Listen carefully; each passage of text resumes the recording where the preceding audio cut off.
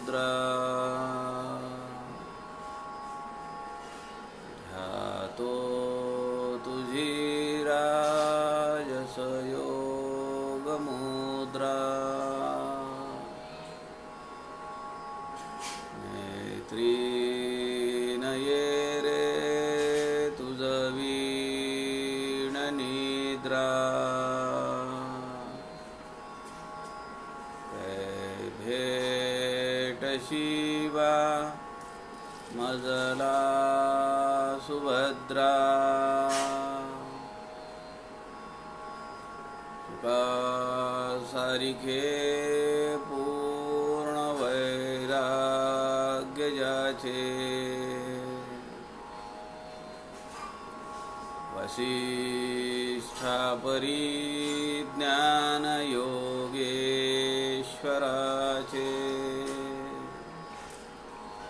कवी वाल्मीकि सारिखा मान्य ऐसा नमस्कार माझा सद्गुरु रामदासा मला वाटते अंतरी त्वा वसावे तुझ्या आत्मारामासी त्वा बोधवावे अपत्यापरी पाजवी प्रेमरसा महाराजया सद्गुरु रामदासा जय जय रघुवीर समर्थ सब संतन की जय।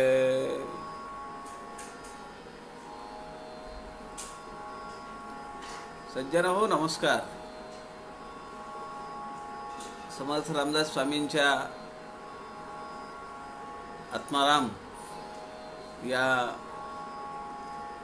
आध्यात्मिक पातळीवरील वरच्या स्तराच्या ग्रंथाचा आपण सध्या अभ्यास करत आहोत।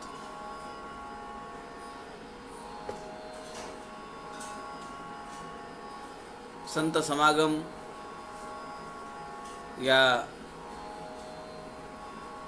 लाईव्ह फेसबुक पेजचे सूत्रधार आदरणीय प्रवीणजी शास्त्री यांनी त्यांच्या सूचनेप्रमाणे समर्थांच्या वाङ्मयाचा प्रचार प्रसार व्हावा, त्या वाङ्मयाचा अभ्यास करण्याची उत्कंठा वाढावी आणि अभ्यासार्थींना काही नवीन दृष्टिकोन देता येईल का या विचाराने आपण मागच्या जवळपास 1.5 महिन्यापासून आपण हा उपक्रम चालवलेला आहे। आपण काल या ग्रंथातील आत्माराम या ग्रंथातील दुसरा जो समास आहे माया निरूपण, या माया निरूपण समासातील 5 ओव्यांपर्यंत चिंतन केलेलं आहे आणि 5व्या ओवीमध्ये समर्थ असं म्हणतात की आता तू लक्ष देऊन काळजीपूर्वक अत्यंत सावधपणे मी जे काही सांगेन ते तू ऐकलं पाहिजे, कारण शिष्याच्या मनामध्ये अत्यंतिक निष्ठा आणि सद्गुरु वचनांवर पूर्ण श्रद्धा अंतःकरणामध्ये शिष्याच्या ती जागृत झाली आहे। त्यामुळे त्याला समर्थ म्हणतात की आता तू नीट लक्ष देऊन ऐक, आणि त्याप्रमाणे पुढच्या ओवीमध्ये समर्थ म्हणतात श्रीराम समर्थ श्रीराम शिष्या बहु मन घाली आता बाष्कळता राहिली येली तरी बुडसी संदेह सागरी श्रीराम. समर्थ पुन्हा पुन्हा सांगतायत, बाष्कळता सोडून दे, चंचलता सोडून दे, खळखळपणा अंगातला काढून टाक. आता तू सगळा दासबोध ऐकला, आत्मारामाला आपण सुरुवात केली आहे. आता तरी मनामध्ये असे विचार येता कामा नयेत. मनाचं चंचलत्व, उथळपणा हा आपल्याला जायला पाहिजे. समर्थ देहात जरी नसले तरी या ग्रंथरूपाने आपल्या समोर आहेत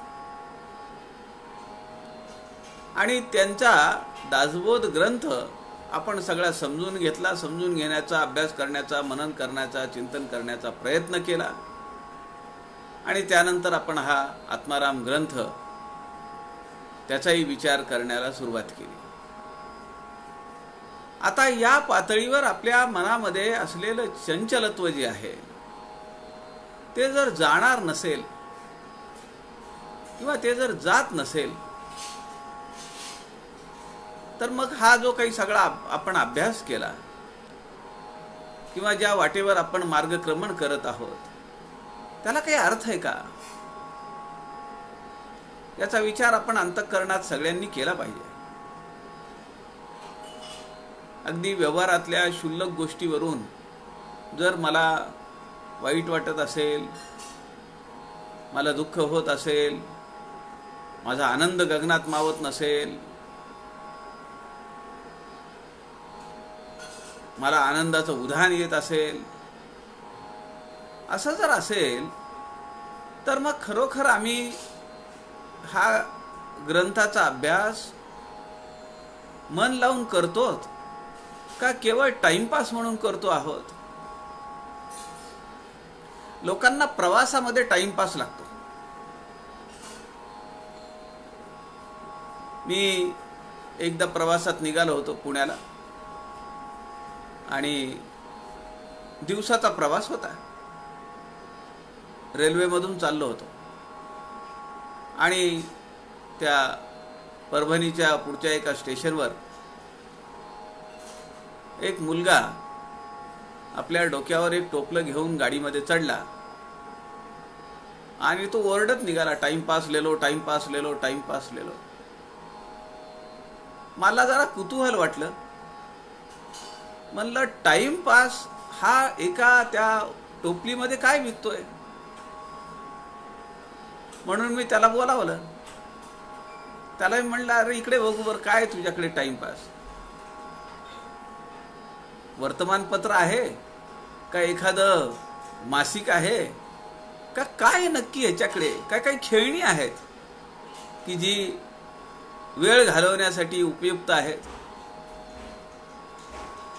मग त्यांनी ती टोपलीमध्ये का घेतली, कुतूहल वाटलं म्हणून मी त्याला बोलावलं. मी म्हणलं, अरे बेटा इकडे बरं, जरा मला दाखव तरी, काय तुझ्याकडे टाइमपास. तो म्हणाला, शेंगा आहेत. मी त्या शेंगा बघितल्या. मी म्हणलं, कशाच्या शेंगा आहेत, म्हणजे भुईमुगाच्या दिसल्या मला, भाजल्यात का. तो म्हणला, उकडलेल्या आणि भाजलेल्या आहेत, मिक्स आहेत. म्हणलं, मिक्स एक का केल्या. आता मला जरा अजून उत्सुकता वाढली. एक तर भाजलेल्या तरी विकायला पाहिजे, नाही तर ओल्या तरी विकायला पाहिजे, उकडलेल्या. त्यांनी दिलेलं उत्तर फार मार्मिक आहे. तो म्हणाला, अहो भाजल्या काय आणि उकडलेल्या काय, दोन्ही मिक्स केल्या, तुम्हाला टाइमपास करायचा आहे ना. मग ही भाजली आहे का शेंग हातात घ्यायची, भाजली आहे का बघायची, का उकडलेली आहे बघायची, पुन्हा ती फोडायची आणि खायची. तुम्हाला टाइमपासच करायचा आहे ना, त्याच्यासाठी हे मिक्सचर आहे. मला तुम्ही सांगा, लॉकडाऊनच्या काळामध्ये लोकांना काय काय सुचतंय किंवा कुणाला काहीच सुचत नाहीये. ते नैराश्यग्रस्त आहेत, वैफल्यग्रस्त आहेत. काय करावं म्हणून आत्महत्या करण्यासाठी निघालेत. काही लोक गाणे म्हणतायत, काही लोक कविता करतायत, काही लोक इकडच्या तिकडच्या पोस्ट गोळा करतायत आणि डस्टबिन मध्ये टाकल्यासारखा कचरा टाकतायत. अनेक ठिकाणी कथा चालू आहेत. आमच्याकडे नांदेडला गीता पाठशाळा, दुर्गा पाठशाळा या फेसबुक पेज, यूट्यूबचं पेज आहे ते दुर्गा पाठशाळा. महाराष्ट्रातलं एक प्रख्यात व्यक्तिमत्व, वेदशास्त्र संपन्न पूजनीय श्री विश्वास शास्त्री घोडजकर देशमुख गुरुजी यांच्या भागवत कथेचा उद्यापासून शुभारंभ होतो आहे. आपण ते संध्याकाळच्या वेळी पाहायला हरकत नाही. आपण हे सगळं जे करतो आहोत, दासबोध वाचून झाला, अभ्यास करून झाला, आता आत्माराम चालू आहे, भागवत कथा असेल, अनेक जणांची प्रवचन असतील. आज संध्याकाळी मकरंद बुवांचं प्रवचन आहे मनाच्या श्लोकांवर. असे अनेक उपक्रम सध्या या काळात चालू आहेत. आमच्या वेदशास्त्र संपन्न पूजनीय विश्वास शास्त्री घोडजकर गुरुजी यांच्या सुविद्य पत्नी सौ अपर्णाताई घोडजकर यांनी या महिन्यामध्ये, या अधिक मासामध्ये मनाच्या श्लोकांचं पारायण करायचं ठरवलं. त्यांचं कनकधारा महिला मंडळ आहे आणि या कनकधारा महिला मंडळाच्या वतीनं मनाच्या श्लोकांचं पारायण करायचं त्यांनी ठरवलं. अनेक महिलांचा सहभाग त्याला मिळाला. शेकडो महिला सहभागी झाल्यात त्यात. मग आता हा उपक्रम एकदम नाविन्यपूर्ण उपक्रम आहे. दासबोधाचं पारायण आपण ऐकलंय, ज्ञानेश्वरीचं पारायण ऐकलंय, गाथा पारायण ऐकलंय, मनाच्या श्लोकांचं पारायण. आणि मनाच्या श्लोकांचं पारायण करत असताना त्यामध्ये अनेक मान्यवरांचे आशीर्वादपर मनोगत त्यांनी घेतलेले आहेत. ते ऑडिओ क्लिप मागवल्यात आणि त्या दररोज त्या मंडळावर त्या टाकतात. त्यामध्ये परमपूजनीय आप्पांचे चिरंजीव आदरणीय महेश महाराज आठवले, बाळूगुरू आसोलेकर, त्यानंतर आपले भूषण स्वामी महाराज,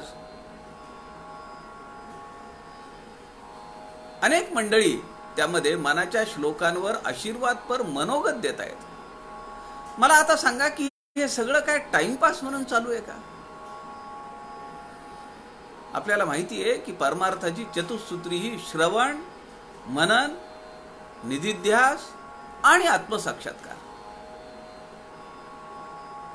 आपण श्रवण करतो आहोत म्हणजे पारायण करतो आहोत, त्यावर मनन करायला पाहिजे. अशा मनाच्या श्लोकांमध्ये, अशा या ग्रंथामध्ये, अशा या ओव्यांमध्ये, श्लोकांमध्ये काय अर्थ भरलेला आहे त्यावर आपण मनन केलं पाहिजे. आणि ते जर मनन कायम अखंड आपल्या चित्तामध्ये जर असेल तर त्याचा परिणाम आपल्या दैनंदिन जीवनावर झाल्याशिवाय राहत नाही. याची प्रचिती मी घेतोय सध्या. आपलं जीवन बदलून जातं. आता ज्याला टाइमपास म्हणून हे सगळं करायचं त्याच्या जीवनामध्ये काहीही फरक पडणार नाही. He has just killed the time, that's all. फक्त वेळ मारून नेली. आपल्याला वेळ मारून न्यायची नाहीये. आपल्याला या जीवनाचा उद्धार करून घ्यायचा आहे. तूच आहेस तुझ्या जीवनाचा शिल्पकार. सद्गुरू श्री वामनराव पै किंवा भगवंतांनी जसं सांगितलं, तूच तुझ्या जीवनाचा, तूच तुझ्या आयुष्याचा मित्र आहेस किंवा तूच तुझ्या आयुष्याचा शत्रू आहेस. मग शत्रू व्हायचंय का मित्र व्हायचंय? मित्रत्व कधीही चांगलं ना.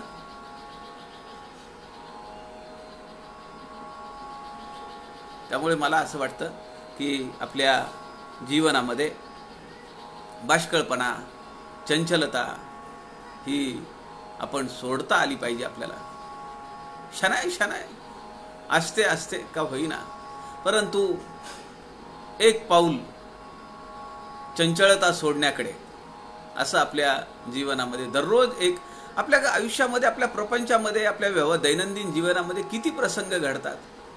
आपण उद्विग्न होतो का? आपण आनंद भरून जातो का? किती ठिकाणी आपल्याला क्रोध आला, किती ठिकाणी आपल्याला द्वेष आला, याचा विचार आपण केला पाहिजे. आणि मग ते चूक आहे, त्याचं करेक्शन केलं पाहिजे. असा प्रसंग जर उद्या परवा तेरवा जर घडला तर आपल्या जीवनामध्ये आपण त्याला ते टाळता आलं पाहिजे. ही पक्की खून गाठ आपल्या अंतःकरणात आपण बांधून ठेवली पाहिजे. म्हणून समर्थ या ठिकाणी म्हणतात, शिष्या बहुमन घाली आता बाष्कळता राहिली, येथे वृत्ती चंचल केली तरी बुडसी संदेह सागरी. श्रीराम. संदेहाच्या भ्रमाच्या नदीमध्ये डबक्यामध्ये नव्हे तर सागरामध्ये बुडशील असं समर्थ सांगतायत. सागराचा तळ माहितीये का? कोण काढील तिथून? मग किती गटांगळ्या खाव्या लागतील? संपून जाईल आयुष्य त्या गटांगळ्या खात. म्हणून समर्थ म्हणतात, बाष्कळपणा, चंचलता सारखं सारखं सांगता येते. सावधान हो, अवधान दे, चंचलता सोड, स्थिर हो, व्यग्रता नको, दुश्चित्तपण काढून टाक. किती वेळा समर्थ सांगतायत आपल्याला.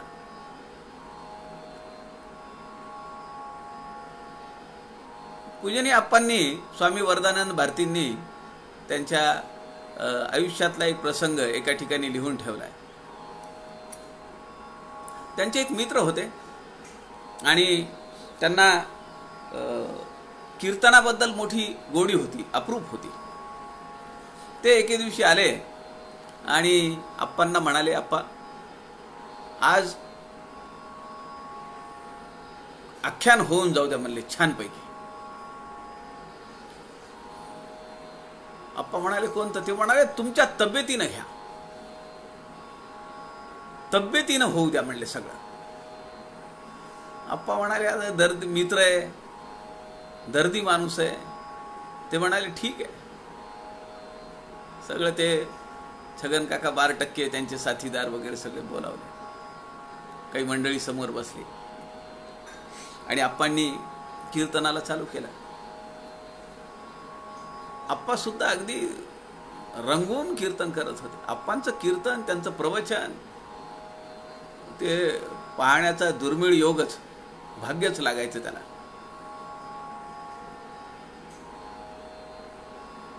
छानपैकी कीर्तन रंगात आलंय. 2-2.25 तास झाले आणि आप्पांचं लक्ष गेलं, आपला मित्र सारखं घड्याळाकडे बघतोय, सारखं असं करून घड्याळाकडे बघतोय दर 5-10 मिनिटाला. आता तुम्ही मला सांगा, प्रवचनकार असेल, कीर्तनकार असेल आणि त्या समोर काही फार मोठा ऑडियन्स आहे, अशातलाही भाग नाही की चला हे 2-3 जण ज्यांचं लक्ष नाहीये तर बाकीचे तर ऐकतायत. तसंही नाहीये. ज्याच्यासाठी ज्याने आग्रह केला म्हणून आपण अगदी तब्येतीनं, प्रसन्नपणे, मस्तपणे ते कीर्तन करायचं आणि त्यांनीच घड्याळाकडे पाहायचं. विरस होणार नाही का? नंतर मग आप्पांनी आवर्त घेतलं. आप्पा म्हणाले, मग ते उठले लगेच त्यांचे मित्र. ते म्हणाले, 1 मिनिट थांब. त्याला बाजूला घेतलं आणि म्हणाले, तू म्हणालास तब्येतीनं आप्पा कीर्तन करा आणि तू अर्धा तास झालं का घड्याळीकडे सारखं पाहत होतास? त्यांच्या मित्रांनी सांगितलं, माझ्या डोक्यातून गेलं होतं की बायकोनी काही काम सांगितलं होतं आणि ते बरोबर 2 तासानंतर माझ्या लक्षात आलं. आता तेव्हा काही मोबाईल नव्हते, त्यामुळे म्हणले मी रेस्टलेस झालो आणि सारखं घड्याळाकडे बघायला लागलो. माझं लक्षही नव्हतं म्हणले नंतर अर्धा तास शेवटच्या कीर्तनामध्ये. मला तुम्ही सांगा, जर अशी वृत्ती असेल, चंचल वृत्ती असेल, संदेह मनामध्ये असेल, प्रश्न असेल, तर अशा भ्रमाच्या सागरामध्येच माणूस बुटकळ्या खाणार, गटांगळ्या खाणार. तो पलीकडच्या तीरावर जाऊच शकणार नाही. त्यामुळे या ठिकाणी समर्थ म्हणतात, वृत्ती चंचल करू नकोस. वृत्ती तुझी स्थिर असली पाहिजे, अचल असली पाहिजे. परब्रह्माचं स्वरूप कसं आहे? अचल आहे. चंचलत्व नाहीये तिथं. निश्चळ आहे, निर्मळ आहे आणि अचल आहे. अशी वृत्ती करण्यासाठी समर्थ या श्लोकामध्ये सांगतात. अहो, आपणनी सांगितलेला एक प्रसंग तुम्हाला सांगतो. एकाग्रता किती असली पाहिजे त्याचं एक उदाहरण पूजनीय अप्पांनी न्यूटनच्या चरित्रातलं सांगितलं. आपल्याला माहिती आहे, न्यूटन फार मोठा शास्त्रज्ञ होऊन गेला. अनेक वर्ष तर सगळं आयुष्यच त्याचं प्रयोगशाळांमध्ये गेलं. अनेक प्रयोग त्यांनी करावेत आणि एकाग्र होऊन करावेत. आता त्या प्रयोगांमध्ये त्याला व्यत्यय नको म्हणून त्याची जी प्रयोगशाळा आहे ती घराच्या बाजूला आहे, घरात नाही आहे, घराच्या बाजूला आहे. आणि त्यांनी आपल्या आचार्याला, स्वयंपाक्याला सांगितलेलं आहे की तू काय करत जा की माझ्या मी कामामध्ये व्यग्र असेल, मग्न असेल, तू ताट आणून माझ्या टेबलवर ठेवत जा. मला भूक लागली की माझ्या मी जेवण करून घेईन. पाण्याची बाटली ठेवलेलीच आहे. माझ्यासाठी तुला गडबड नको, तुझ्या तू स्वयंपाक करत जा, ताट वाढत जा आणि आणून ठेवत जा प्रयोगशाळेत. ठीक आहे म्हणलं, त्यालाही गुंतून राहायला नको. असा प्रघात पडला की त्यांनी ते स्वयंपाक करावा, जेवण वाढावं, तिथं नेऊन ठेवावं. आणि जेव्हा भूक याची जाणीव होईल तेव्हा आयझॅक न्यूटन शास्त्रज्ञांनी ते जेवण घ्यावं. एक दिवस असं झालं की काम करण्याच्या नादामध्ये बराच वेळ गेला आणि जेव्हा न्यूटनच्या लक्षात आलं की आता भूक लागली, आपण जेवण करूया, म्हणून तो आपल्या टेबल जवळ आला. टेबल जवळ आला, त्यांनी पाहिलं तर तिथं ताटच नाहीये. त्यांनी बेल दाबली. आचार्य आला. तो म्हणाला, बोला मला काय झालं? तो म्हणला, अरे तू ताट का नाही दिलं मला? जेवण करायचं होतं ना, मला भूक लागली आहे. तो म्हणाला, अहो तुम्ही जेवण केलं ना, रिकामं झालेलं ताट मी आत्ता घासून आत्ताच ठेवलंय, तो 5 मिनिटाखाली. न्यूटननी विचार केला, हो का, बरं ठीक आहे, असू दे. एक काम आपण घेतलेलं आहे त्यामध्ये किती मग्न असलं पाहिजे, किती एकाग्र असलं पाहिजे. न्यूटननी विचार केला की अरे हो का, आपण जेवण केलेलं आहे, बरोबर आहे तू म्हणतोय ते. आपल्याला उगीच पुन्हा भूक लागली वाटली असं वाटलं बहुतेक. ठीक आहे ठीक आहे, हरकत नाही. आणि पुन्हा आयझॅक न्यूटन आपल्या कामामध्ये मग्न झाले. आचारी बाहेर पडला. बाहेर पडल्यानंतर तिथं जो दरबान होता, वॉचमन, त्याने विचारलं, तू कस काय आला आता?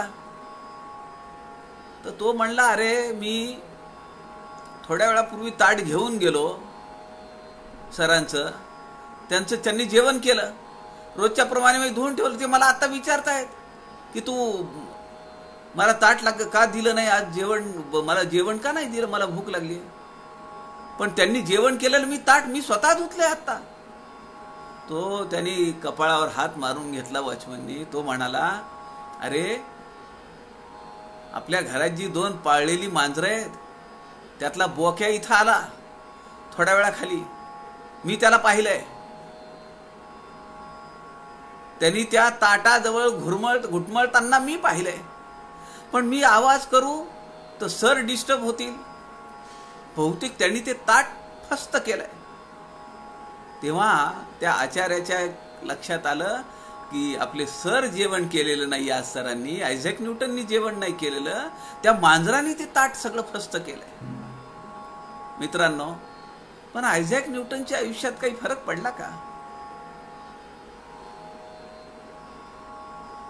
ग्रंथराज दासबोध आम्ही अभ्यास केला. आत्मारामाचा दुसरा समास आमचा चालू झाला.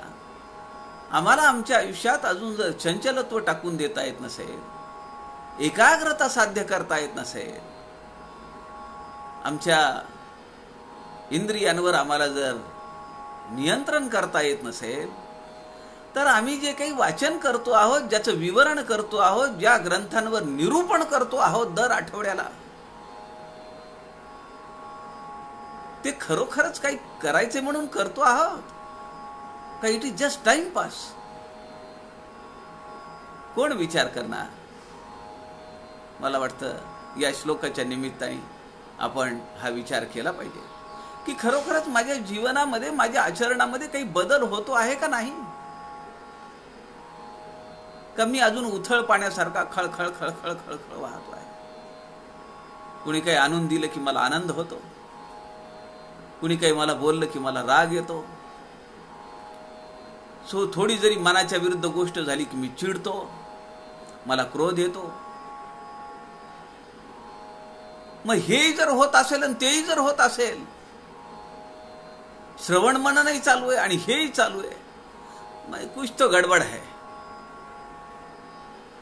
हे काही श्रवण नव्हे, हे काही मनन नव्हे, हे फक्त पासिंग द टाइम असं होता कामा नये, हे असं अपेक्षित नाहीये समर्थ रामदासांना. पुढच्या श्लोकामध्ये समर्थ म्हणतात, अग्निसंगे लोहो पिटे, पिटता तयाचा मळ तुटे, मग परिसेसी झगटता पालटे, लोखंड पण तयाचे श्रीराम. अग्निसंगे लोहो पिटे, पिटल्या जात आहे, मार खात आहे. अगोदर तापलंय, तप्त झालाय. अग्निसंगे लोहो पिटे, पिटता तयाचा मळ तुटे. तुम्ही कधी पाहिलंय का रस्त्याच्या बाजूला ती भट्टी घेऊन बसलेला माणूस असतो? अनेक अवजार ते करत असतात. तो भाता लावलेला असतो, समोर कोळसे ठेवलेले असतात, भात्याचं फिरवणं चालू असतं, कोळसे ते तप्त होतात, निखारे पेटतं ते सगळं, त्यामध्ये ते आपली लोखंडी वस्तू त्यांनी ठेवलेली असते आणि ती लाल जर्द झाली की ते उचलतो, सांडशिरी त्या आयरणीवर ठेवतो आणि त्याच्यावर मारतो, पाहिजे तसा त्याला आकार देतो. त्याचा संदर्भ समर्थ रामदास या ठिकाणी घेतात. समर्थ म्हणतात, अनेक लोखंडी वस्तू असतात, त्याला गंज चढतो, त्याच्यावर मळ चढतो, अशुद्धता वाढते, तो मळ काढावा लागतो, त्याशिवाय त्याला पाहिजे तसा आकार देता येत नाही. एखादी जुनी पहार असते, कांबी असते जुनी, ती ठेवून त्याच्यावर गंज चढतो, मग ती काम नाही करत. एखादी कुठलीही लोखंडी वस्तू घ्या तुम्ही, ती पुन्हा काम नाही करत. त्याच्यावर गंज चढला की ती अशुद्ध झाली, त्याच्यावर मळ चढला. आमच्या जीवनामध्ये असं होतंय का? हवेचा, पावसाचा दुष्परिणाम जसा त्या लोखंडावर होतो, तसा अनेक या जगतामध्ये अशा वस्तू आहेत की ज्याच्या प्रदूषणामुळे आमचं मन अशुद्ध होतंय.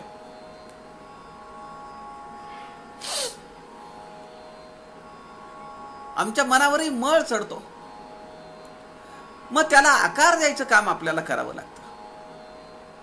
जसं लोखंडाला शुद्ध करायचंय, कारण ते शुद्ध केल्याशिवाय त्याला सोनेरी पण येत नाहीये. परिसाचा स्पर्श झाला तरी. हे माहिती आहे का? जर लोखंडाचा तुकडा गंजलेला असेल आणि त्याला परीस जरी लावला तरी त्याचं सोनं नाही होत म्हणे. त्याला अगोदर शुद्ध करावं लागतं. त्याला शुद्ध करायचंय तर त्याला तापवावं लागतं.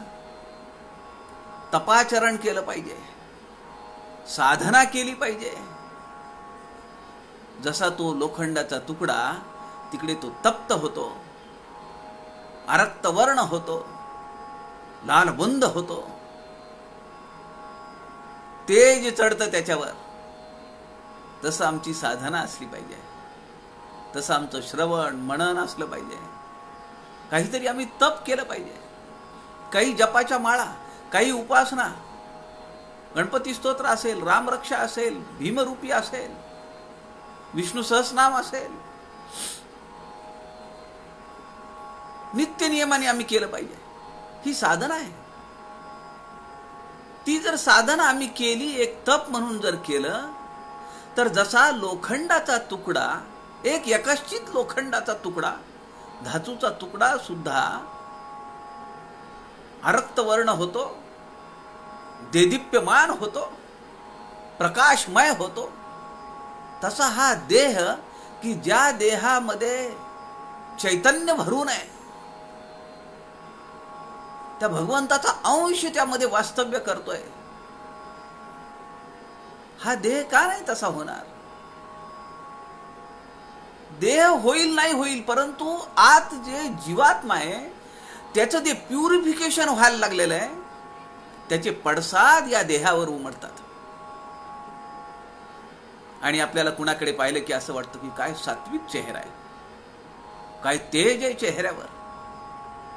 आपल्याला जाणवतं ना ते. त्यांचा तळपाय अशा माणसाचा पहा तुम्ही, हात पहा, त्यांचे डोळे पहा, आपल्याला फरक जाणवतो. कारण काहीतरी तपाचरण चालू आहे, साधना चालू आहे. अग्नी संगे लोहो पिटे, पिटता तयाचा मळ तुटे. आपल्या मनावर, आपल्या अंतःकरणावर अनेक पुट जी चढलेली आहेत अज्ञानाची, ती निघून जायची असतील तर साधनेचा अग्नी प्रदीप्त केला पाहिजे. आपोआप मळ निघून जातो.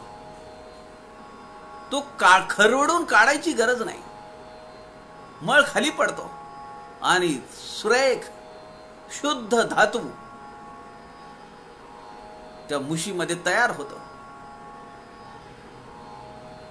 मग त्याला तो माणूस जो असतो कारागीर, तो त्याला सांडशीनी धरतो.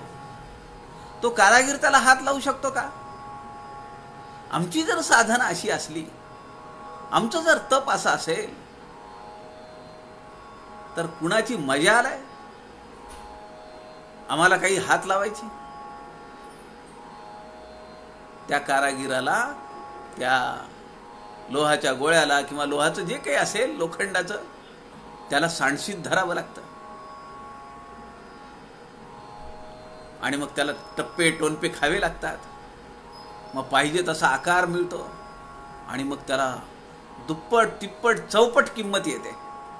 जो लोखंडाचा तुकडा अडचणीत पडला होता, ज्याला कुणी हात लावत नव्हता, त्याचं हे नाविन्य, त्याचं हे तेजयुक्त स्वरूप पाहून लोक ती घ्यायला पैसे मोजतात. समर्थ या ठिकाणी ते उदाहरण देतात. आपल्याला जर आपल्या सद्गुरूंची जर कृपा व्हायची असेल तर आपल्यातलं मलिनत्व दूर केलं पाहिजे, आमच्यातला मळ निघाला पाहिजे. म्हणून अग्निसंगे लोहो पिटे, पिटता तयाचा मळ तुटे. मग परिसेसी झगटता पालटे. झगटता म्हणजे स्पर्श होता, पालटे लोखंडपण तयाचे. आणि सद्गुरु कृपा झाली की त्याचं तो माणूस राहत नाही, तो बद्ध राहत नाही, तो साधक सुद्धा राहत नाही, तो सिद्ध होतो. नव्हे नव्हे आपणा सारिखे करीती तत्काळ, तो सद्गुरू होतो. म्हणून समर्थ कल्याणाला म्हणाले, आता तुला माझ्याकडे देण्यासारखं काहीही राहिलेलं नाही. तुझा गुरुत्वपण ओपिले. म्हणून शिष्य काय म्हणतोय की मला तुम्ही तुमच्यासारखं केलं पाहिजे.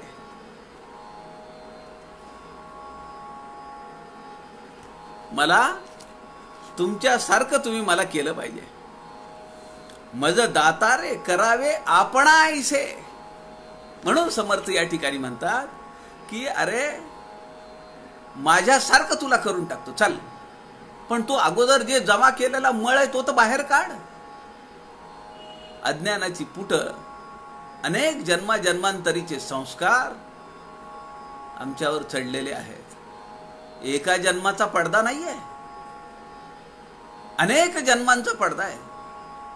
समर्थ म्हणाले, अरे त्वा जन्म जन्मांतरीचे अंतर घेतले. किती पडदे घेतलेस तू. खरं तर हा चिंतामणी असेल, कामधेनू असेल, कल्पवृक्ष असेल, परीस असेल, हे आहे का खरं? हे समर्थांनी दासबोधामध्ये सांगितलंय. समर्थांच्या काळात तरी हे काही नव्हतं. समर्थ भंपकगिरी करणार नाहीत. समर्थ म्हणतात प्रचितीचं ज्ञान घ्या, प्रत्ययाचे अनुभवाचं ज्ञान घ्या, संशयाचे ज्ञान पोरटे. ते खोटं म्हणतात सगळं. म्हणून समर्थ दासबोधामध्ये म्हणतात, गुप्त परीस चिंतामणी प्रगट खडे काचमणी. गुप्त हे मरत्न खाणी प्रगट पाषाण मृत्तिका. श्रीराम. गुप्त काय काय आणि प्रगट काय काय? गुप्त परीस चिंतामणी हे सगळं म्हणायला आहे. परीसाचा स्पर्श, चिंतामणी मिळाला की चिंता कशाला आहे,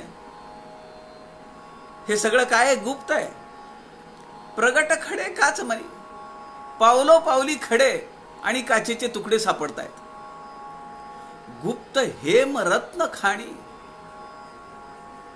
अशा रत्नांच्या खाणी ज्या आहेत त्या गुप्त आहेत. प्रगट पाषाण मृत्तिका. राणोमाळ पडलेले आहेत की ओबड धोबड ओजाड असलेले, ते प्रगट आहेत. त्यांना शोधावं लागत नाही. कोठे दिसे ना कल्पतरू. कल्पतरू मी पाहिला नाही असं समर्थ स्वतः म्हणतायत. उदंड शेरांचा विस्तार. ज्या गोष्टी नको आहेत, जी झाडं नको आहेत, त्यांचा विस्तार उदंड आहेत. पाहता नाही मळिया गरू बोरी बाभळा उदंडी. चंदन शोधावं लागतं. मळिया गरू म्हणजे चंदन, त्याचं झाड शोधावं लागतं. पण बोरी बाभळा अनेक वचन आहे. बोरी आणि बाभळा उदंडी असं समर्थ म्हणतात. कामधेनू जाणीजे इंद्रे जमिनीवर नाहीये. इंद्राच्या दरबारात असली तर माहिती नाही त्याच्या गोठ्यामध्ये कामधेनू. म्हणजे समर्थांच्या काळामध्ये सुद्धा या गोष्टी नव्हत्या, हे तर पक्क आहे. पण त्याचं उदाहरण समर्थांनी यासाठी दिलंय की आम्हाला असं आमच्या साधनेमध्ये करता आलं पाहिजे. शिष्याला समोर ठेवून ते आपल्याला उपदेश करतायत, त्याचा आपण अर्थबोध घेतला पाहिजे. पुढे समर्थ म्हणतात, तयाचा मळ जळेना आणि अभ्यंतर कळेना, तरी ते सहसा पालटेना मृत्तिका रूपे. श्रीराम. तयाचा मळ जळेना. मळ म्हणजे मल, अज्ञान. तयाचा मळ जळेना आणि अभ्यंतर कळेना. जोपर्यंत त्याच्यावर मळाची किंवा अज्ञानाची पुट चढलेली आहे तोपर्यंत त्यातलं जे चैतन्य आहे, अभ्यंतर,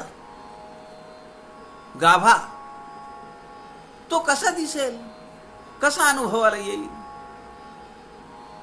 अहो साधं नारळ घ्या, किती कष्ट आहेत. आपण तर आपल्याकडे सगळी नारळ जी येतात ती वाळलेली शेंडीची येतात. वरचं जे त्याच्यावरचं जे शेंडे असतात त्या सगळ्या वाळलेल्या असतात, त्या तरी पटापट निघतात. तेवढा प्रयत्न करावाच लागतो. पण जर ते ओलं नारळ असेल तर, अंदमानला स्वातंत्र्य सैनिकांना अशी ओली नारळ दिली जात.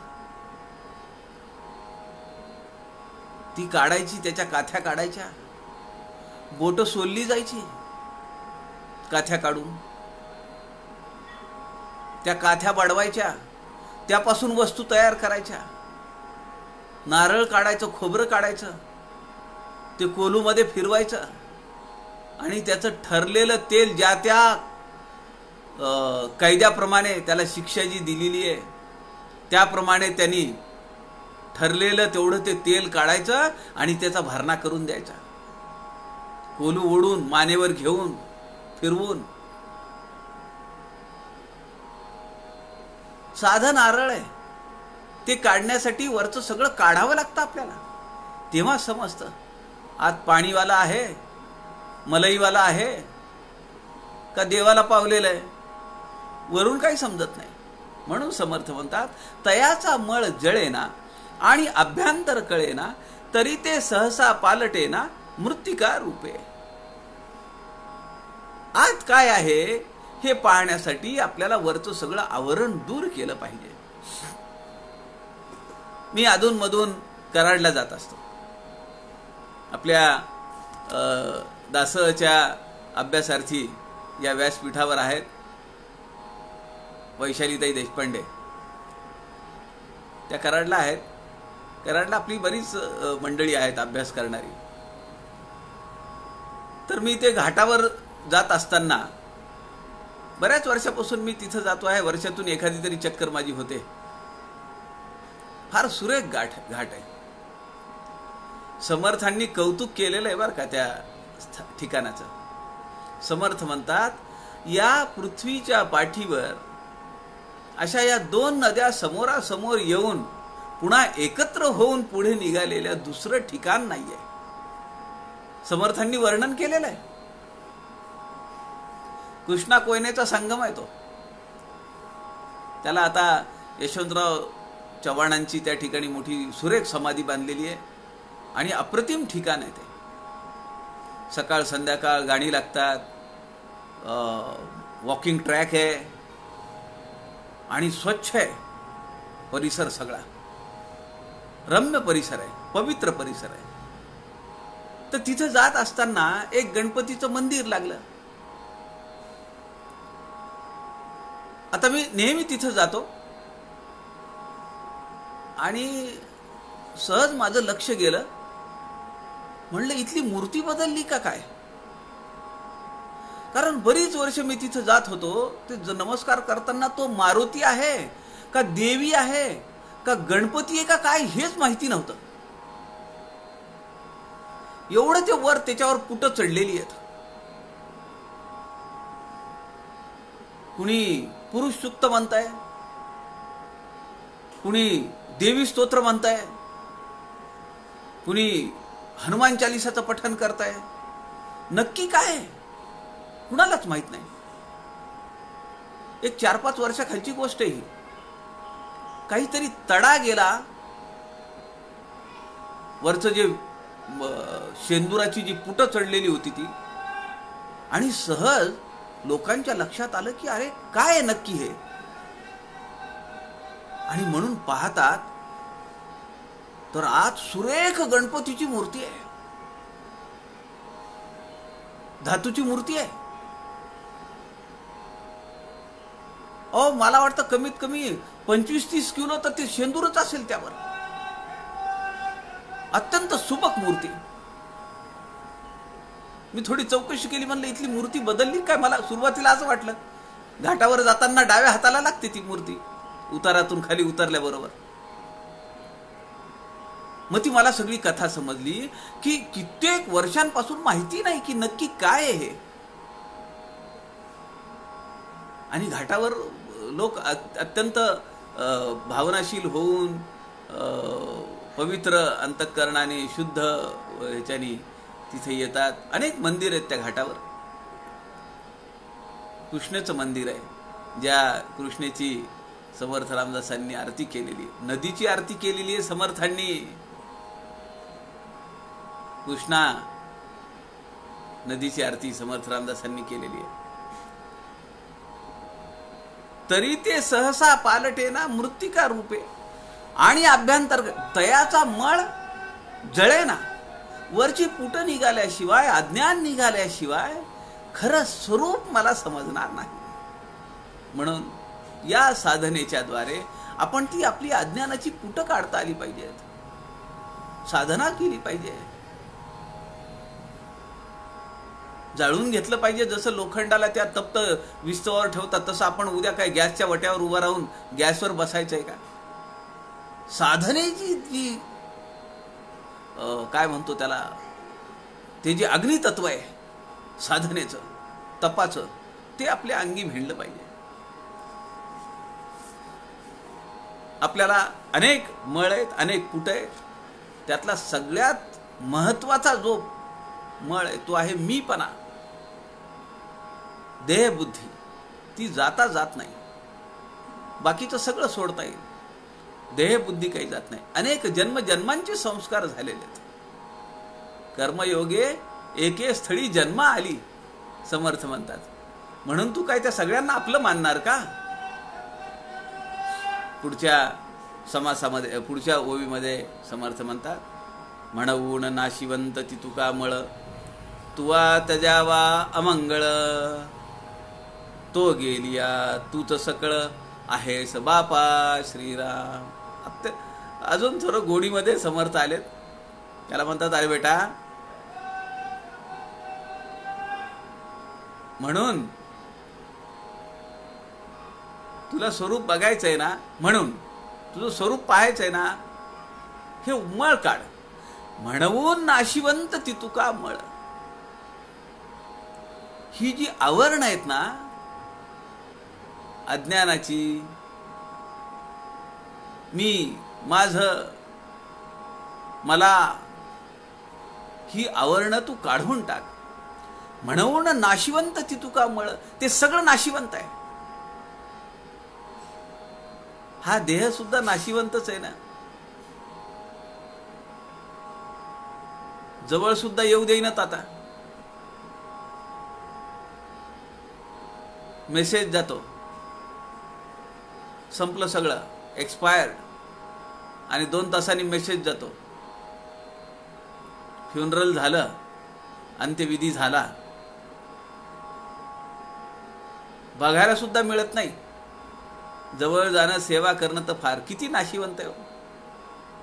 सगळे म्हणतात जवळ येऊ नका, तुमचा जीव धोक्यात येईल. कोरोना झाला. समर्थ इथं फक्त मळ काढायला सांगतायत, देह टाकायला नाही सांगत. म्हणून नाशिवंत ती तुका मळ, तुवा त्याजावा अमंगळ. अरे हा अमंगळ आहे, हे चांगलं नाहीये. नाशिवंत आहे, अमंगल आहे, मंगल नाही, शुभ नाहीये. तो गेलिया तूच सकळ. तो जर तो बाजूला टाकलास काढून, ते अमंगलत्व गेलं की मंगलत्व पुढेच आहे. शोधायची गरज नाही. तुची आहेस बापा. अरे तूच आहेस ते. काही तुला कुठे शोधायची गरज नाही, कुठे पाहायची गरज नाही, काही कष्ट करायची गरज नाही. समर्थ दासबोधामध्ये म्हणतात, पंचभूतिक हे माया, माईक जाये विलया, पिंड ब्रह्मांड अष्टकाया, नाशिवंत श्रीराम. इथं सांगितलंय पिंड. पिंडच नाही, तुझा पिंडच नव्हे, तर हे सगळं ब्रह्मांड जे तुला दिसतंय, जे दिसण्याच्या पलीकडे आहे, ते सुद्धा गुरु, मंगळ, बुध, नेपच्यून, प्लुटो, काय काय आहे अजून, ते सगळं एके दिवशी ऱ्हास पावणार आहे, नाशिवंत आहे. एखादा किडा काही तासांसाठी त्याचा जीव असेल, एखादा प्राणी असेल कुत्र्या मांजरीसारखा काही वर्षांसाठी जीव असेल. माणूस 60, 70, 80, 90, 100 वर्ष जगेल. अजस्त्र प्राणी शेकडो वर्ष जगतील, पण मृत्यू आहे, नाशिवंत आहे. तिची तू धारणा मनात ठेव. आता आपण असंही म्हणतो की अन्न हे नाशिवंत आहे. खरं जर सांगितलं तर आयुर्वेदातलं शास्त्र असं सांगतं की एकदा आपण स्वयंपाक केला, 1 प्रहरानंतर तो शिळा होतो. 1 प्रहर म्हणजे 3.5 ते 4 तास. आपण 3.5-4 तासानंतर अन्न टाकून देतो का? आपण सकाळी केलेलं अन्न संध्याकाळपर्यंत खातो. घरामध्ये रेफ्रिजरेटर असेल तर उरलेलं अन्न ठेवून देतो, दुसऱ्या दिवशी खातो. पण फ्रीज आहे म्हणून 3-3 दिवस अन्न ठेवून खायचं. अन्न शिळं झालंय, भात टाकून दिला, मग त्याच दिवशी तयार केलेले लाडू का ठेवले? एखाद्या किड्याचं आयुष्य हे काही तासांपुरतं, काही दिवसांपुरतं आहे. पण कुत्र्या मांजरीचं आयुष्य काही वर्षांचं आहे. लाडू नाही टाकून दिला कारण त्यातले घटक वेगळे आहेत, त्यात आपतत्व कमी आहे. झालंय तर शिळच. आहारशास्त्राचा नियम आहे, 1 प्रहरानंतर अन्न शिळं होत आहे. म्हणून आयुर्वेद तज्ज्ञ जे असतात तर ते सांगतात की तुम्ही शिळं अन्न खाऊ नका, कारण शिळं अन्न हे अनेक आजारांना जन्म देणार आहे. पुढच्या ओवीमध्ये समर्थ म्हणतात, तरी नाशवंत ते तू जाण माया, माईक जायेल विलया, ते मायेच्या विस्तार प्राण सखया, ऐक सांगतो श्रीराम. बघा मजा असं आहे की मागच्या ओवीमध्ये समर्थ त्याला म्हणतात शिष्याला, ऐक बापा, तूच आहेस बापा. अरे बेटा, अरे बाळा, अशी उपाधी समर्थांनी शिष्याला दिली आहे. पण पुढच्या श्लोकामध्ये, पुढच्या ओवीमध्ये समर्थ त्याला म्हणतात, प्राण सखया, तू माझा जीवश्च कंठश्च आहेस. किती तळमळ आहे सद्गुरूंना आपल्या शिष्याबद्दल, किती तळमळ आहे.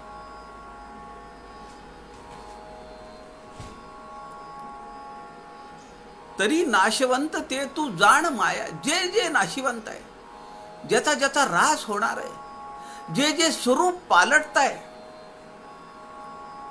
5 वर्षाखाली जे अंगकांती होती, केस काळे होते, केसांची लांबी होती, ती नाही आता. पाणीदार डोळे होते, कुठे गेले ते डोळे? आता चष्मा आला त्याच्यावर.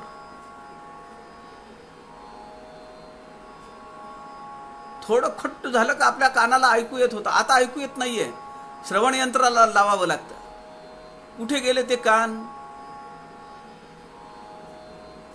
सुरकुत्या पडल्या सगळ्या त्वचेवर. ज्या शरीरावर एक टवटवीत कांती होती, आता तिथं कसं झालं? समर्थांच्या भाषेत म्हणजे चिरकुट, जीर्ण वस्त्र. समर्थ म्हणतात ते सगळे नाशिवंत, हे तू लक्षात घे. माईक जायेल विलया, आणि हे जे सगळं माईक आहे ना, हे सगळं विनाश पावणार आहे, त्याचा विलय होणार आहे, ते राहणार नाहीये. ते मायेचा विस्तार प्राण सखया, त्या मायेचा विस्तार होत जाणार आहे. अरे जीवश्च कंठश्च आहे तू माझा, माझा प्राण सखा आहेस तू. मी सांगतो ते तू अवधान देऊन ऐक, सावधपणे ऐक. मुद्दाम या ठिकाणी समर्थांनी त्याला प्राण सखा असं म्हणलेलं आहे. आपल्या दासबोधातील 8व्या दशकामध्ये, ज्ञान दशकामध्ये समर्थ म्हणतात, तैसे माये करिता निर्गुण, वाटे झाले सगुण, परी ते पाहता संपूर्ण, जैसे तैसे श्रीराम. आभाळ आले आणि गेले, तरी गगनते संचले, तैसे गुणा नाही आले, निर्गुण ब्रह्म श्रीराम. ते जे परब्रह्म आहे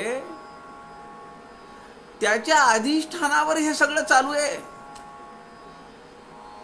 तो तर जसाच्या तसाच आहे आणि त्याचाच अंश म्हणजे तू आहेस हे लक्षात घे. पण तू ज्याच्यामध्ये अडकलास, माझे माझे म्हणतोसी, सुख म्हणता म्हणता दुःख ठाकून आले, हे तू लक्षात घे रे बेटा. तू माझा प्राण सखा आहेस, म्हणून हे मी तुला एवढ्या तळमळीनं सांगतो आहे. ज्याप्रमाणे दोरी बघितली की साप वाटावा, तप्त झालेली हवा पाहिली की मृगजळ पाणी वाटावं, भिंतीमध्ये आपण आकृष्ट व्हावं पण त्या भिंतीमध्ये माती आहे तिकडे आपलं दुर्लक्ष व्हावं, समुद्र आहे पण आम्ही त्या लाटांमध्येच रममाण व्हावं, लाटांवरच स्वार व्हावं आणि समुद्राकडे दुर्लक्ष करावं, किंवा सोन्यांच्या अनेक आभूषणांमध्ये दागिन्यांमध्येच रममाण व्हावं.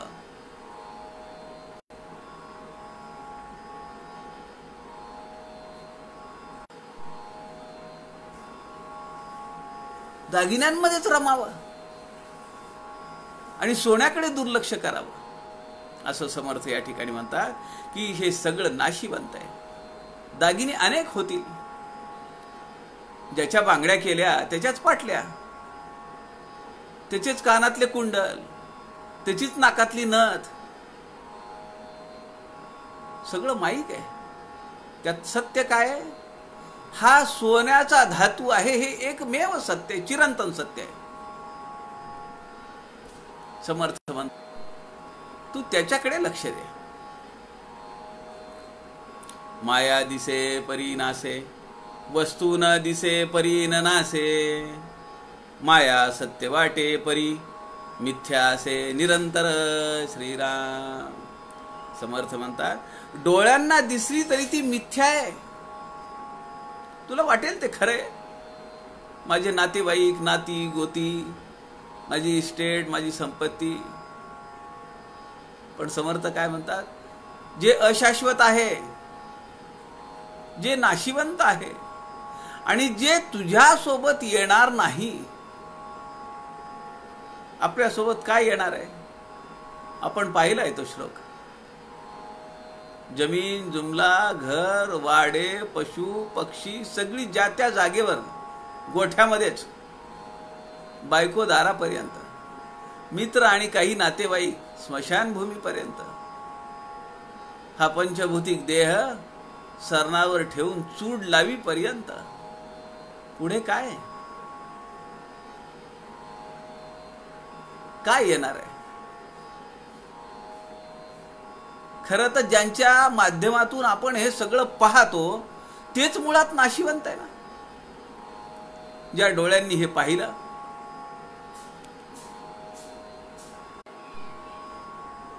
डोळे नाशिवंत आहेत. ज्या कानांनी ऐकलं ते नाशिवंत आहेत. कधी दगा देतील, कधी धोका देतील, काही सांगता येत नाही. इंद्रियांच्या माध्यमातून, मुळात नश्वर असलेल्या माध्यमातून जे पाहायचंय ते नश्वरच दिसणार आणि जे नश्वर आहे तेच ते दाखवणार. ईश्वराला कसं दाखविल ते? पुढच्या ओवीमध्ये समर्थ म्हणतात, अहम ऐसे जे स्फुरण, तेची मायेचे लक्षण, ते मायेपासून त्रिगुण, गुणांपासून भूते श्रीराम. आता हे दासबोधामध्ये अनेक ठिकाणी समर्थ रामदासांनी सृष्टीची उभारणी सांगितली. त्याचंच वर्णन पुन्हा या ओवीमध्ये आहे. अहम ऐसे जे स्फुरण, मी एकटा आहे, मला करमत नाहीये. किंवा तैत्तिरीय उपनिषदामध्ये जो मंत्र आलेला आहे, बहुश्याम प्रजाये, अनेक तयार झाले पाहिजेत, प्रजेसहित मी असलं पाहिजे, माझी प्रजा तयार झाली पाहिजे, पुढे वंश वाढला पाहिजे. एक उर्मी आहे. तये मायेपासून त्रिगुण, गुणांपासून भूते, ती मूळ माया आहे. माझ्यासारखे अनेक झाले पाहिजेत. तिच्यामध्ये सुप्तपणे त्रिगुण आहेत. त्याला आपण पाहिले गुणसाम्य अवस्था असं म्हणलेलं आहे. आणि जेव्हा या सत्व रज तम गुणांमध्ये चढ उतार होतात तेव्हा त्याला म्हणलंय गुणक्षोभिणी. क्षोभ होतो त्याचा, फुटतो, तो पोटरा फुटतो, कणीस फुटतं. माती, पाणी, हवा, सूर्यप्रकाश हे सगळं घेऊन ऊस वाढतो. आपण पाहतो का नाही? माती, ते कांड लावलेलं असतं ऊसाचं, त्याला पाणी द्यावं लागतं, त्याला मुळं फुटतात, जमिनीतून क्षार येतात, पाणी घेतं, त्याला पानं फुटतात, ते सूर्यप्रकाश घेतं, हवा घेतं आणि एक रस तयार करतं. आणि तो रस आपल्या पूर्ण त्या कांडामध्ये जमा करतं ऊसाच्या. आता मला तुम्ही सांगा, पाणी घेतलंय म्हणजे ते पाणी आहे का? मातीतले क्षार घेतलेत म्हणजे ती काही माती आहे का? कशापासून काय झालंय? मूळ काय आहे? आणि झालंय काय? मग आता याला चरख्यात घातलं जातं, त्याच्यापासून रस निघतो. मग कुणी लिंबू टाकून पिळून पिईल, कुणी त्याची भट्टी लावेल, कुणी तो अख्खा ऊस शुगर फॅक्टरीला देईल. आता बघा काय काय झालंय. कशापासून? पोत्यांमध्ये भरून पांढरी साखर निघेल आणि इकडे गुळाच्या ढिपी तयार होतील. गुळ आणि साखर ह्याच्यामध्ये काही साम्य आहे का? Crystalline powder, white crystalline powder, भौतिक वर्णन जर केलं साखरेचं तर व्हाईट क्रिस्टलाइन पावडर. केमिकल वर्णन केलं तर कार्बन आहे ना हायड्रॉक्साईड, हायड्रोजन, कार्बन आहे ना हायड्रोजन. गुळ काय? गुळाची ढेप आहे, त्याला एक आकार आहे. पण हे पण गोड आहे, ते पण गोड आहे, पण गोडीमध्ये सुद्धा फरक आहे. आता हे सगळं जरी दिसत असलं तरी गोडी दिसते का त्यातली? हे सगळं जे दिसतंय ती माया आहे. आम्ही त्यामध्ये रममाण आहेत. S30, S40 साखरेचे प्रकार आहेत. औषधांच्या कारखान्याला औषधं निर्माण करण्यासाठी, तयार सिरप वगैरे तयार करण्यासाठी जी साखर लागते त्याला S30 असं म्हणतात. पांढरी शुभ्र दाणेदार साखर असते, ती औषधांमध्ये जाते. त्याच्यात प्रकार आहेत. गुळाची ढेप आपण पाहिलेली आहे. आता गुळाची पावडर आली आहे. आता जाहिरात पाहतोय मी, जशी मिठाची जाहिरात आहे, खळखळ खळखळ ते मीठ खाली पडतं, हाताला चिकट लागत नाही वगैरे वगैरे, तशी आता ही जाहिरात आहे ह्याची. गुळाची पावडर, खिसायचा, घासायचं, कुठं काही काम नाही, ऑटोमॅटिक. ऐदी व्हा, कष्ट विसरून जा. फुकट मिळालं पाहिजे, स्वस्तात मिळालं पाहिजे आणि विना कष्ट मिळालं पाहिजे. कुठे चाललो आम्ही? समर्थ म्हणतात या श्लोकामध्ये की अशी ही सृष्टी वेगवेगळ्या आकाराने आपल्याला भ्रमित करते, पण त्यातलं मूळ तत्व काय आहे तिकडे आपलं लक्ष जात नाहीये. अनेक फुलं आहेत, काही फुलांना सुगंध आहे, काही फुलं नको वाटतात आपल्याला जवळ घ्यायला, ती बाधक आहेत. त्यांचे औषधीयुक्त जे गुण आहेत ते बाधक आहेत आपल्यासाठी. धोत्र्याचं फूल ते पूजेपुरतच वापरतात, ते घेऊन खिशात घेऊन कुणी किंवा केसात माळील का कुणी? काही फुलांना गंधही नाहीये आणि आकारही नाहीये. ही सगळी माया आहे.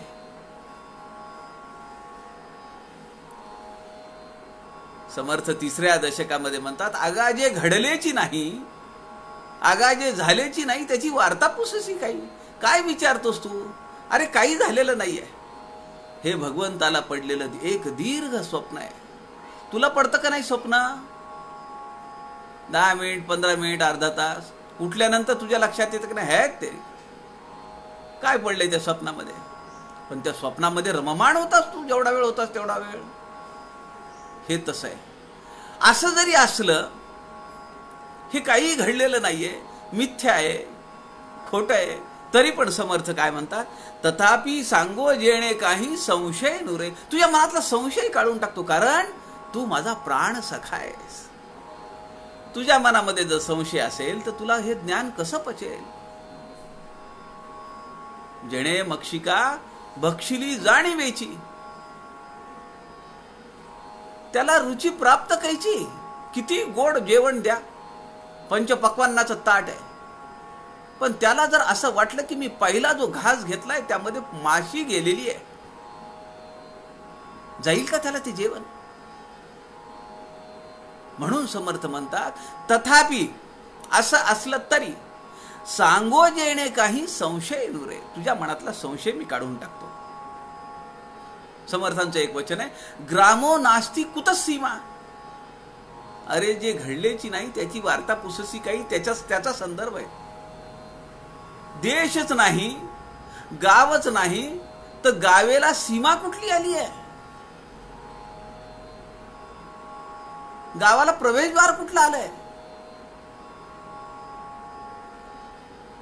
षंडाला बाळ झालं आणि त्याचं नामकरण विधी कसं काय बोलतोस तू हे? पण समर्थ म्हणतात, तथापि सांगो जेणे काही संशय नुरे. तुझ्या मनातला मी संशय काढून टाकायचा प्रयत्न करीन. आणि पुढचा भाग या समासाचा आपण उद्याच्या दुपारी 2 वाजताच्या सत्रामध्ये पाहूया.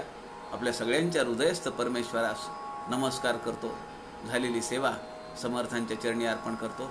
जय जय रघुवीर समर्थ.